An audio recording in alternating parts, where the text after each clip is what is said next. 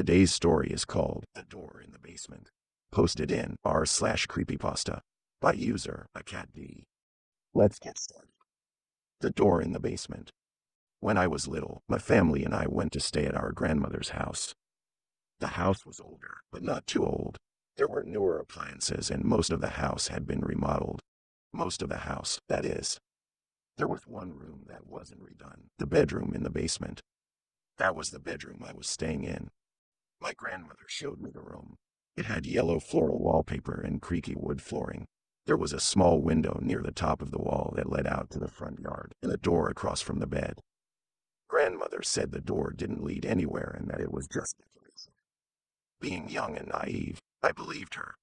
During our stay, we had a nice time walking around town and spending time with our grandparents. But eventually, we had to go to bed. That night, while I was trying to sleep, I heard a noise from behind the door. It sounded like scratching. Then I heard the doorknob start to turn. I tried to hide under the covers. The door opened with a creak, and I felt something watching me. I quickly took a peek under the covers. Standing in front of the door was a tall figure wearing a suit and a top hat. Its arms were freakishly long and it had no face, or more accurately, its face was covered in a burlap sort of material. Where its eyes and mouth should have been were stitched up lines. I hid under the covers again. It stood there for the entire night.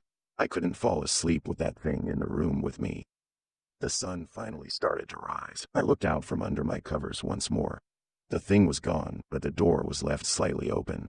I ran out of the room as quickly as I could to wake up my parents and my grandmother. I told them what happened, but my parents thought it was just a bad dream. My grandmother, however, stood there smiling. "Everything will be okay," she said gently. We left that morning and drove back home. I couldn't stop thinking about the man with no face. A few days later, my dad got a call. My grandmother had gone missing. Nobody knew how it happened, but I did. We went back to the house to check on our grandfather. I went to the room in the basement. The door was gone.